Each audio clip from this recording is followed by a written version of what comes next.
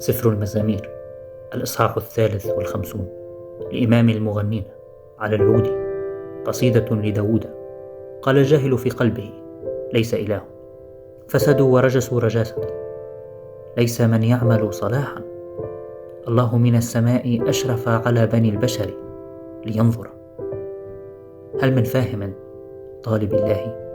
كلهم قد ارتدوا معا. فسدوا، ليس من يعمل صلاحا، ليس ولا واحد.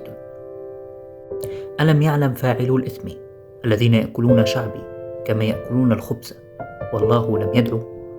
هناك خافوا خوفا ولم يكن خوف، لأن الله قد بدد عظام محاصرك.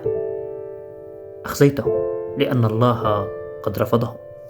ليت من صهيون خلاص إسرائيل، عند رد الله سبي شعبه. يهتف يعقوب ويفرح إسرائيل. هللويا.